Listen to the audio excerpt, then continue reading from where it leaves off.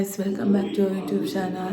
ഇന്നൊരു food blog ചെയ്യാമെന്നാണ് വിചാരിക്കുന്നത്. അങ്ങനെ ഒരു കുക്കിംഗ് ബ്ലോഗിന് വേണ്ടി ചിപ്പിയാണ് വാങ്ങിച്ചിട്ടുള്ളത്. ഇന്നാളെ പിന്നെ ഫ്രൈ ചെയ്ത്, ഇന്നാണെങ്കിൽ പിന്നെ ഇത് തോരൻ പോലെ വെക്കാമെന്ന് വിചാരിക്കുകയാണ്. കാണിച്ചു തരാം.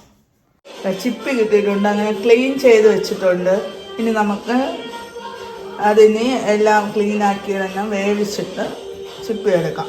അങ്ങനെ ഇതാ ചിപ്പി വേവിച്ച് വെച്ചിട്ടുണ്ട്. ഇനി അത് തോടി ഇളക്കി പൊളിച്ച് വൃത്തിയാക്കി വെക്കാം. അങ്ങനെ ചിപ്പിയെല്ലാം തോടിളക്കി വെച്ച് വൃത്തിയാക്കി നല്ല നല്ല സൈസുള്ള ചിപ്പി തന്നെയാണ്. നല്ല വലുതാണ്. ഇത് വിഴിഞ്ഞത്തിൽ നിന്ന് കൊണ്ടുവന്ന ചിപ്പിയാണ്. അങ്ങനെയാണ് ഞങ്ങൾ വാങ്ങിയത്. കണ്ടോ, നല്ല വലുതാണ്. ചെറുതെന്ന് പറയുന്നത് നല്ല വലിയ സൈസാണ്.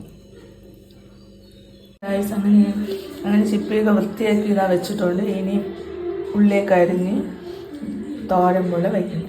അങ്ങനെ ഉള്ളി അരിഞ്ഞ് പച്ചമുളകിട്ട് വെളുത്തുള്ളി ഇട്ട് ഇനി ഒരു ചട്ടി ഒഴിച്ച് എണ്ണ ഒഴിച്ചിട്ട് ഇനി കടുകും ഉള്ളിയും പച്ചമുളകും എല്ലാം കൂടി ഇട്ട് വഴറ്റി കൊടുക്കാം. അങ്ങനെ ഉള്ളി വഴറ്റിയാണ്. ഉള്ളി വഴറ്റിയിട്ട് ഉപ്പിട്ട് കുറച്ച് നേരം വഴറ്റാൻ വയ്ക്കാം.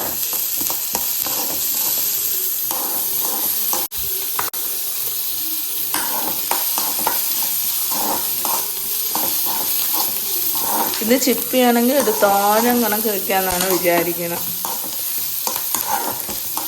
അപ്പോഴും അടുത്ത് ഉപ്പിട്ട് അടുത്ത് ഇനി ചിപ്പ് ചെയ്തുകൊണ്ട് മിക്സ് ചെയ്ത് ഉള്ളി ഇട്ട് മിക്സ് ചെയ്യാം.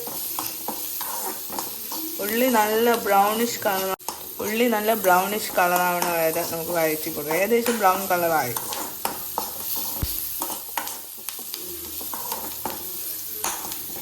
ചിപ്പി മിക്സ് ചെയ്ത്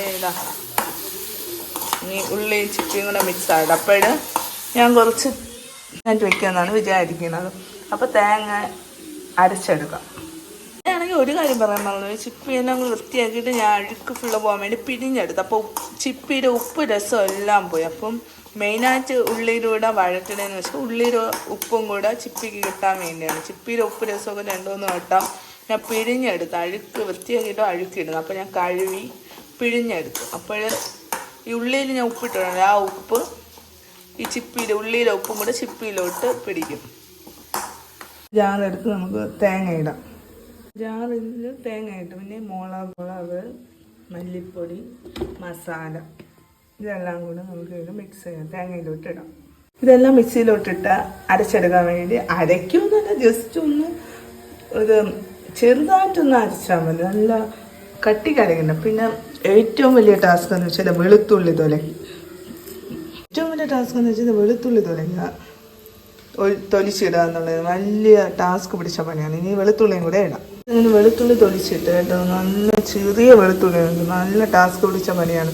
പിന്നെ ഞാൻ തൊലിച്ചിട്ട് അങ്ങനെ അടിച്ചെടുക്കാം. ഇങ്ങനെ ആക്കുമ്പോൾ എന്താണെന്ന് വെച്ചാൽ ഇങ്ങനെ ആക്കുമ്പോൾ ഫുൾ അരയാണ്. ചെറുതായിട്ടൊന്ന് ലേശം അരഞ്ഞു വരും. ഇതാണ് ഞാൻ ഉദ്ദേശിച്ചത്. ഇങ്ങനെ അടിച്ചാൽ മതി. ഇങ്ങനെ ചമ്മന്തി വെക്കുമ്പോൾ നല്ല അരഞ്ഞു വന്നത്. ഇങ്ങനെ ആകുമ്പോൾ നമുക്ക് നല്ല തരി ഫീലിൽ തന്നെ തരിയാറ്റി തന്നെ ഉണ്ട്. ചെറുതായിട്ട് മാത്രമേ അടിച്ചിട്ടുള്ളൂ. ഇനി അത് ഇതിലോട്ട് ചിപ്പിയിലോട്ട് ചിപ്പി ഈ സ്റ്റേജായ ഏകദേശം എല്ലാം നല്ലോണം പിടിച്ച പോളുണ്ട്. ഇനി നമുക്ക് അരപ്പിട്ട് കൊടുക്കാം കേട്ടോ. അപ്പോൾ ഇങ്ങനെ ഞാൻ കുറച്ച് തേങ്ങ കൂടുതലിട്ട് എന്ന് വെച്ചാൽ നമുക്ക് തോരനാണെങ്കിൽ കുറച്ച് തേങ്ങ കൂടുതൽ ഇടുമ്പോൾ നമുക്ക് ചിപ്പി കുറച്ചുള്ളതാണെങ്കിൽ അരപ്പൊക്കെ വെച്ച് നമുക്ക് നല്ലോണം കഴിക്കാൻ പറ്റും. അപ്പോൾ ഞാൻ തേങ്ങ കുറച്ച് കൂടുതലിട്ട് മിക്സ് ചെയ്ത് ഇതിപ്പോൾ ഞാൻ എല്ലാം കൂടി മിക്സ് ചെയ്യണതേ ഉള്ളൂ. പിന്നെ എല്ലാവരും വിചാരിക്കും ദിയ എവിടെ പോയിരുന്നു. ദിയ സ്കൂളിൽ പോയി. അതുകൊണ്ട് ആണ് ഞാൻ പിന്നെ ഇത് ചെയ്യാമെന്ന് വെച്ചാൽ. ദിയ ഉണ്ടെങ്കിൽ പക്ഷേ ഇതൊന്നും നടക്കില്ല. അതാണ് ഞാൻ കുക്കിംഗ് ബ്ലോഗ് ചെയ്യാൻ മടിക്കുന്നത്. ഇപ്പോഴാണ് ദിയ സ്കൂളിൽ പോയി. പിന്നെ ചിപ്പി വാങ്ങി. പിന്നെ ഫുഡ് ബ്ലോഗായിട്ട് ചെയ്യാമെന്ന് കരുതിയത്. അങ്ങനെ ദിയ സ്കൂളിൽ പോയി. ദിയ രാവിലെ പറഞ്ഞു ചിപ്പി എവിടെ. അപ്പോൾ ഞാൻ പറഞ്ഞില്ല, പിന്നെ വൈകിട്ട് വരുമ്പോൾ തന്നെയാണ്. ഇത് കുറച്ച് ടാസ്ക്കുള്ള പണിയായതുകൊണ്ട് രാവിലെ ഉണ്ടാക്കുന്നില്ല. കണ്ടോ, എല്ലാം കൂടെ മിക്സ് ചെയ്തപ്പോൾ ഈ ഒരു ലുക്കാണ് കിട്ടുന്നത്. ഉള്ളിയും നാവെന്ന് വിചാരിച്ചിട്ടായില്ല. അങ്ങനെ ഞാൻ ഉപ്പ് കുറച്ച് ഇല്ലായിരുന്നു. പിന്നെ ഉപ്പ് കുറച്ച് ആഡ് ചെയ്ത് കൊടുത്തു. അടുത്തിന് കരിയേപ്പിലയും മല്ലിയിലയും കൂടി ഇട്ട് ഇതൊക്കെ കഴിഞ്ഞു കേട്ടോ. പിന്നെ അതും കൂടെ ആകുമ്പോൾ നമുക്ക് ഫൈനൽ ടച്ചാണ് കഴിഞ്ഞു. ഏകദേശം ഇത്രയേ ഉള്ളൂ. ഇതാണ് ഒരു ഫൈനൽ ടച്ചിന്. കരിയേപ്പിലയും മല്ലിയിലയും കൂടെ ഇടുമ്പോൾ ഏകദേശം കഴിയും. കുക്ക് ചെയ്യുമ്പോഴാണെങ്കിൽ എല്ലാം ഇത് അവസാനമാണ്. കരിയേപ്പിലയൊക്കെ അവസാനം ഇറക്കുമ്പോഴാണ് ഇടുന്നത്. കടുകിൻ്റെ കൂടെ അങ്ങനെ കരിയേപ്പില ഇടാറില്ല. കരിയേപ്പില കടുകിൻ്റെ കൂടെ കിടന്ന് പൊട്ടിനെ കണ്ടി ഇങ്ങനെ കിടന്ന് മിക്സ് ആകുമ്പോഴാണ് കുറച്ചുകൂടെ ടേസ്റ്റ് എന്നാണ് എനിക്ക് തോന്നിയിട്ടുള്ളൂ. അതുകൊണ്ട് പിന്നെ ഇതാ കഴിഞ്ഞിട്ടുണ്ട്. അങ്ങനെ ചിപ്പിത്തോരൻ റെഡിയായി.